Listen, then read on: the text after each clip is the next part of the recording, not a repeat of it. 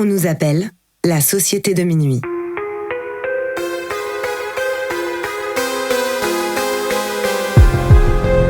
Séparément, on pourrait croire que nous sommes tous très différents les uns des autres. Nos passions, nos vies et nos histoires sont différentes. Nous ne fréquentons pas les mêmes écoles, ni les mêmes quartiers. La seule chose qui nous réunit, c'est d'avoir touché du doigt le surnaturel. Nous avons alors décidé de nous rassembler pour partager nos peurs, nos histoires bizarres et effrayantes. Les uns après les autres, nous replongerons au cœur de nos angoissants souvenirs, aux frontières du paranormal.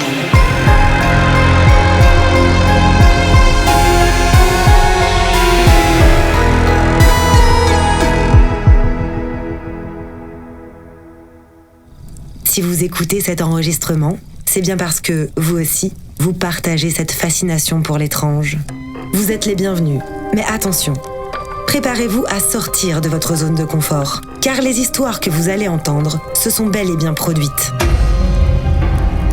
En disant au revoir à sa mère après 5 ans de lutte contre un cancer, Julia lui demande de tenir une promesse, celle de lui faire des signes depuis l'au-delà.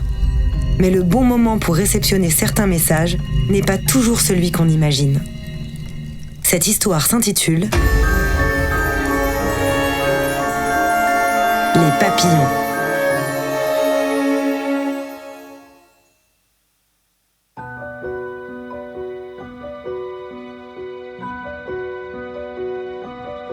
Moi, je suis née et je suis issue d'une famille, la famille que tu vois dans les magazines, la maman, le papa, la grande sœur, la petite sœur, le chien, la grande maison, etc. J'ai vraiment eu une éducation qui a été qui a eu 2 phases. Il y a eu la phase de mes 0 à mes 16 ans où ça a été vraiment l'éducation basique avec une famille stable et saine jusqu'au moment où ma mère est tombée malade. Ma mère est tombée malade en 2012, donc j'avais 12 ans à l'époque. Donc elle a été diagnostiquée d'un cancer du sein. Donc pendant 5 ans, elle a été malade, et c'est vrai que pendant 5 ans, finalement, la maladie, on l'a pas vraiment vue. Parce que ma mère, elle était très fière, et puis elle a jamais voulu montrer la maladie. C'était OK, je vis avec cette maladie, mais cette maladie ne me définit pas finalement. Et c'est vrai que j'ai vécu avec cette maladie comme une 5e personne dans la famille, mais j'étais pas avec ce truc, oh wow, ma maman est malade. Pas du tout. Ça l'a jamais été. C'était vraiment, OK, il y a cette maladie qui est là. Elle fait partie de notre famille. Mais je le vois pas parce que ma mère, elle restait 3 heures dans la salle de bain pour se maquiller. Elle avait des perruques. Elle ne montrait pas la maladie. Début décembre 2013, donc j'étais en seconde, et puis je rentre des cours, et puis je vois mon père en bas de chez moi. On habite dans un immeuble, et je vois mon père en bas de chez moi, en train de pleurer. Il était au téléphone, il pleurait. C'était la première fois de ma vie que je voyais mon père pleurer. Puis je comprends pas, et puis je m'approche de lui, je dis qu'est-ce qui se passe, etc. Et puis il pleure, et il me dit écoute, c'est compliqué, avec maman c'est compliqué. Et moi pareil, je comprenais pas, et il me dit voilà, n'en parle pas, mais j'ai eu le médecin, etc.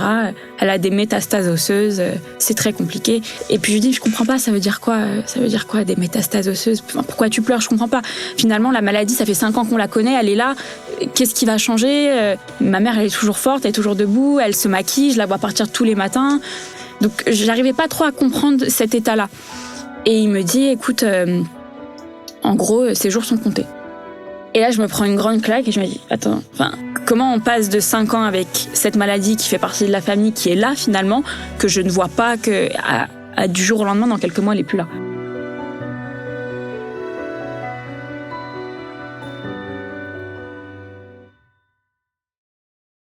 Elle a commencé à avoir de plus en plus mal au dos, au point de faire des crises de hurlements en pleine nuit, etc.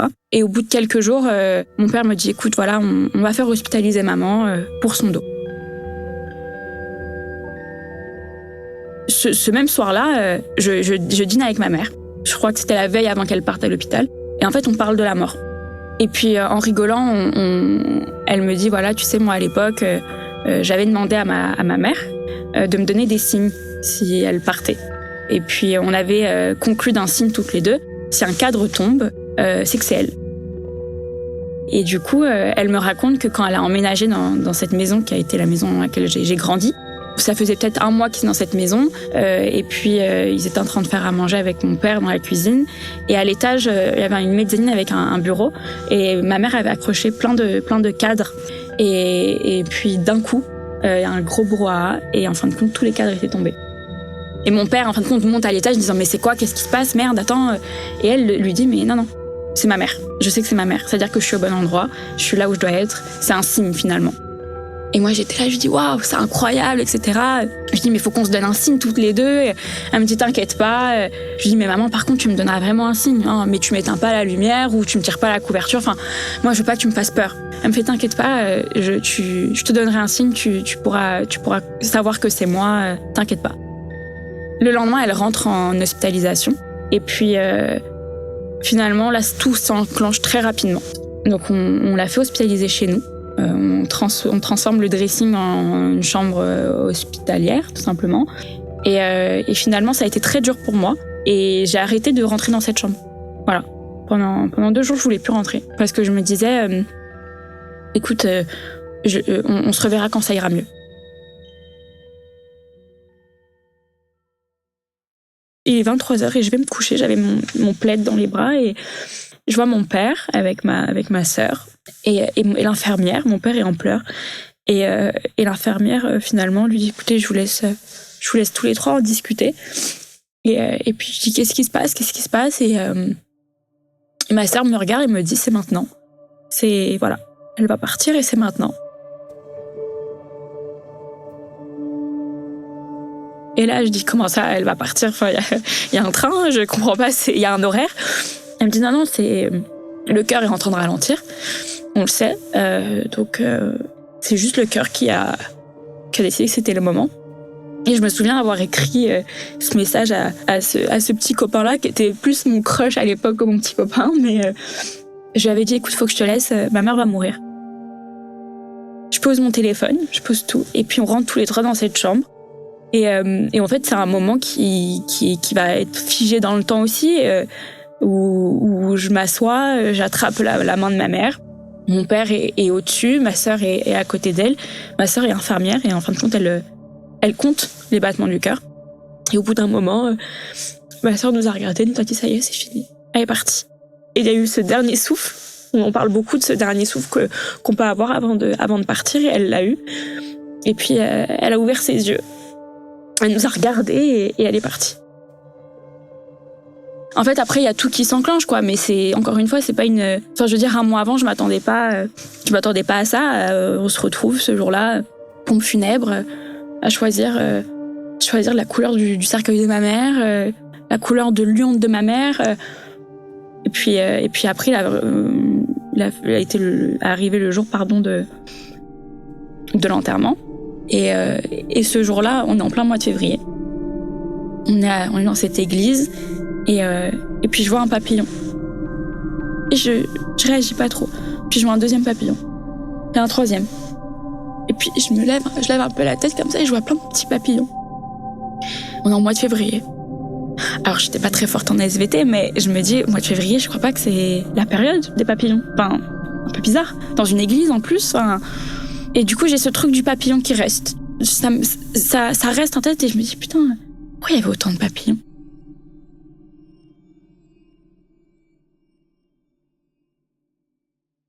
L'année qui a suivi, on va dire, ça a été une année où j'étais dans une bulle, j'étais dans une atmosphère, jusqu'au jour où j'ai décidé 1 an après, d'aller voir une médium.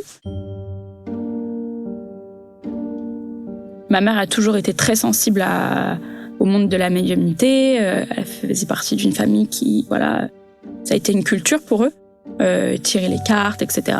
Et donc quand je vais voir cette médium pour la première fois, je sais pas trop pourquoi j'y vais, mais je sais que je veux parler à ma mère. Et finalement, la séance commence et puis là, on parle de plein de choses. Elle me parle de la maladie de ma mère. Et donc la séance se passe, on parle de plein de choses et puis arrive un moment où elle me parle d'une montre. Et elle me dit, voilà, votre mère me parle d'une montre, elle cherche sa montre. Et puis moi, je suis, en fait, j'ai la montre au poignet. Sur le coup, tu sais, je vais pas dire, ah bah c'est moi, regardez là la montre, tu vois. J'attends en fin de compte qu'elle me donne encore plus, parce que même si j'y crois, et quand j'y vais, j'y crois, t'as toujours ce truc où, je vais pas te donner des infos, tu vois ce que je veux dire, je vais pas te donner mon nom, mon prénom pour que tu saches tout sur moi. Donc en fait, j'ai la montre et limite je la cache. Et puis un an passe, et je travaillais à l'époque, j'étais hôtesse. Et puis un jour, pour un client, ma chef hôtesse me dit, écoute, faut que t'enlèves ta montre. Et puis je reste 2 heures à travailler, et au bout de 2 heures, je retourne à mon casier et ma montre avait disparu. Et là, prise de panique, je cherche partout, je demande à tout le monde, non, pas vu de montre, pas vu de montre, pas vu de montre. Et en fait, je rentre chez moi, j'ose pas le dire à mon père. Et je le dis d'abord à ma grande sœur, je dis, écoute, j'ai perdu la montre. On me l'a volée. Ma sœur, tout de suite, elle fait le lien avec ce qu'a dit à la médium. Elle me dit, mais elle nous l'a dit que t'allais perdre cette montre, enfin, c'est bizarre, tu vois. Et pour mon anniversaire, l'année d'après, mon père décide de m'acheter une montre. Il fait le tour en fait dans le magasin, et puis il regarde dans la vitrine et il voit la montre de ma mère, le même modèle. Puis il s'arrête dessus, il dit, ah c'est fou parce que je cherchais cette montre en fin de compte, mais je pensais que vous la faisiez plus, machin. Et il dit, ah non, on la fait plus. On la fait plus, le modèle est arrêté depuis un moment, mais c'est une revente, ça vient d'un dépôt, enfin c'est une revente, etc. C'est de l'occasion. Mon père il dit, ah oui, je peux l'avoir. Il dit oui, machin. Il lui sort la montre, et en fin de compte il regarde l'inscription à l'intérieur, enfin les numéros, et en fin de compte c'était la montre de ma mère. Ça a été un des premiers signes finalement où je dis c'est un signe mais je comprends pas. Et j'ai cherché tellement, et puis je me suis retrouvée à lui parler et à lui dire, mais qu'est-ce que je t'ai fait, pourquoi tu me fais ça? C'est là où a démarré finalement ma guérison, même si ça a été un long chemin. Cette guérison-là a commencé quand j'ai compris qu'elle était là.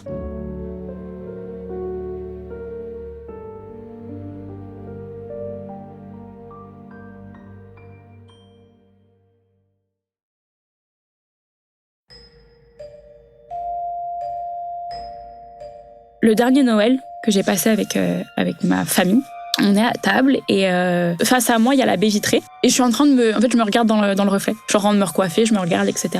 Et en fait, je vois quelque chose passer derrière moi. C'est très rapide, mais en fait, je me retourne littéralement et je me dis, attends, j'ai vu quelque chose là. Et puis, je me retourne vers mon père. Et là, mon père a une bouteille de vin dans la main. Il est blanc. Et là, en fait, je me rends compte qu'il a vu ce que j'ai vu. Et je me mets à pleurer tout de suite et vous allez me prendre pour une folle, mais je vous jure. Et là, je jure sur tout ce que j'ai, vraiment, hein, si je peux jurer sur moi-même. J'ai vu quelque chose. Il y a quelque chose qui est passé derrière moi. Et mon père nous dit, écoutez les filles, je vous jure sur vos têtes, j'ai vu votre mère. Elle était là. Elle était là, je le sais. Et en fin de compte, il me parle de ce truc qu'il a vu. Moi, ce que j'ai vu, c'était quelque chose de blanc. Parce que lui ne l'a pas vu dans un reflet, lui, il l'a vu en vrai. Il m'a dit, c'était quelque chose de blanc, de vaporeux. Ça dessinait la corpulence d'une femme. C'est votre mère, je le sais, puisque c'est comme si un visage s'était retourné, m'avait regardé, s'était redressé et finalement avait foncé dans le mur. J'arrive même pas à ouvrir mes cadeaux de Noël, je suis comme ça, genre j'ouvre, je pleure, je fais que pleurer tout le temps, je me dis mais elle est là.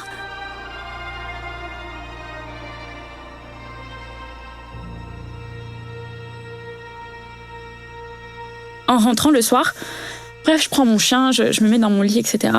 Et puis mon père est dans sa chambre et dans son dressing. Et à un moment donné, il entend quelque chose bousculer le lit. Et il pense que c'est mon chien. Il arrive dans la chambre et il n'y a pas mon chien. Et du coup, il le cherche, tu vois, il regarde en dessous le lit, il dit mais attends, mais c'est quoi ce bordel, je comprends pas. Il va dans ma chambre, il ouvre la porte et puis il voit mon chien, moi, en train de dormir. Il devait être 3-4 heures du matin. Il se dit oh, j'ai dû rêver. Et en fin de compte, il retourne dans le dressing et puis il entend une deuxième fois. Et là, il se souvient de la manière dont ma mère avait de se jeter sur le lit, de s'asseoir au bord du lit, cette manière très brutale, et il se rend compte qu'en fait, c'est encore elle. Sa présence était pour lui et pas pour moi. J'essaie de l'attirer un petit peu comme je pouvais. Aujourd'hui, la connexion que j'ai avec ma mère, elle est réelle. Un jour, je parle d'elle, je suis en voiture avec une amie, on est garés, et puis je parle d'elle et les vitres de ma voiture, elles s'ouvrent toutes seules. Et je lui dis arrête de toucher, elle me fait non, j'ai pas touché. Et puis je referme les vitres et elle se réouvre. On était littéralement en train de parler d'elle. Je la sens parfois au milieu de la nuit, je me réveille et je sens qu'il y a quelque chose qui est là. Je sens que c'est un peu plus lourd au niveau de mes jambes. Je sens de l'air frais, tu vois, sur mon visage. Parfois, tu vois, d'un coup, je me mets à me gratter le front parce qu'en fin de compte, il y a quelque chose qui m'a touchée. Je le sens. C'est moi qui, un soir, me mets à pleurer parce que j'ai peur. J'ai peur d'une situation et je ressens une bouffée de chaleur d'un coup. Je dis, oh là là, je sais que t'es là. Je sais, tu vois. C'est limite, tu peux pas me dire que t'es pas là parce que je sais que c'est toi. Ou des parfums. Ma mère mettait du patchouli. C'est un parfum qui est très fort, qui est pas commun. Quand tu le sens d'un coup, en milieu de nulle part, ça m'est déjà arrivé de le sentir. Un jour, j'étais au Mexique, et puis c'était un jour qui était pas un bon jour, voilà, j'étais pas très bien, et puis je pars me balader, et à un moment donné, je finis par m'asseoir sur un banc, etc. Et puis j'avais ce truc j'avais pas l'odeur, mais j'avais le goût du patchouli. C'était bizarre. J'avais un goût de patchouli un peu bizarre. Et sur le coup, je me rends pas compte que c'est du patchouli. Jusqu'au moment, en fin de compte, où je lève un peu la tête, et je me retrouve en fait face à une fresque de papillons. Et là, je me dis, ah waouh, je crois que c'est un signe. Pour moi, c'est ces signes-là que j'arrive à interpréter. Même si je suis quelqu'un, j'ai beaucoup d'imagination, t'as des trucs où j'arrive à les catégoriser. Ce jour-là, je suis partie, j'ai été me faire tatouer un papillon. C'était trop fort. T'as ce papillon qui est revenu, et t'as beaucoup de papillons finalement qui sont autour de moi dans plein de moments importants de ma vie. Parfois, quand je me sens pas bien, je vois un papillon où il y a quelque chose, tu vois. Et on sait que finalement, les papillons ont une durée de vie qui sont très, très, très, très short, quoi. Et j'ai l'impression que c'est elle qui se réincarne un peu, le temps de 24 heures peut-être, juste qui vient et qui est là. Elle se matérialise, tu vois, finalement, à travers ça. Mais je sais qu'elle est là. Et j'ai jamais été aussi bien, en tout cas dans ma vie, que maintenant. Et j'ai l'impression qu'elle a jamais été aussi présente que jamais. Elle est vraiment là. Je la sens. Je me sens jamais seule. Je me sens jamais en danger. Et c'est pour ça qu'aujourd'hui, je sais que quoi qu'il arrive, quoi qu'il se passe dans ma vie, j'ai pas peur. J'ai peur de rien. La seule chose qui me fait peur, honnêtement, c'est de perdre quelqu'un. C'est la seule chose qui me fait peur. Parce que j'ai vu à quel point ça change une vie de perdre quelqu'un qu'on aime, à quel point c'est physique, quoi. C'est comme si j'avais eu un gros accident de voiture. Finalement, j'ai tellement de cicatrices et puis parfois j'ai un peu du mal à marcher, tu vois, c'est un peu pareil. C'est comme une douleur de genou qui revient de temps en temps. Mais pour le reste, elle est là.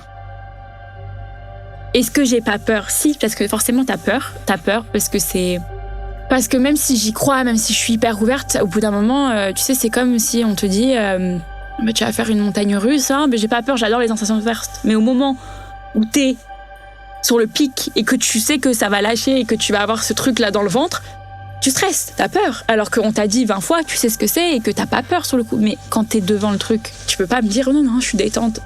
Donc oui, j'ai peur parce que ça fait peur. Il y a un monde entre elle et moi, mais je sais. Tu vois, genre là, je suis sûre qu'elle est là, j'en suis sûre. Parce que je parle d'elle et parce qu'elle doit se dire, oh là là, qu'est-ce qu'elle parle, oh machin. Je le sais, tu vois, mais je le ressens. Et bien sûr que j'aimerais, évidemment, avoir un signe plus fort, un mot, mais je pense que ça arrivera au bon moment, tu vois. En tout cas, là, j'ai ouvert les portes ces dernières années à ce truc où je suis tellement beaucoup plus saine et je suis tellement beaucoup plus prête à recevoir sans que ça me fasse mal, tu vois.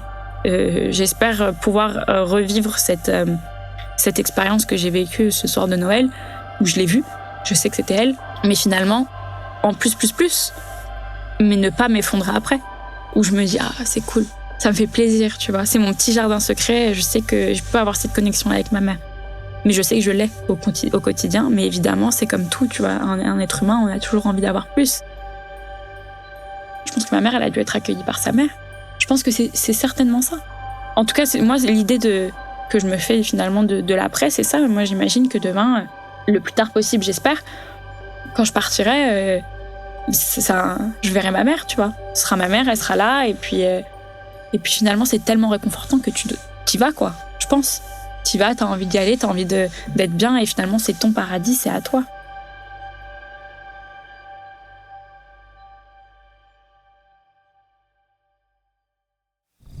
Vous êtes maintenant arrivé au bout de cette histoire. Avant de partir, venez me raconter ce que vous en avez pensé en laissant un commentaire sur votre plateforme d'écoute ou sur notre page Instagram. Si vous aussi, vous avez le courage de vous replonger dans vos souvenirs les plus étranges, prenez contact avec nous, venez nous raconter vos histoires et vous ferez vous aussi partie de la société de Nimo.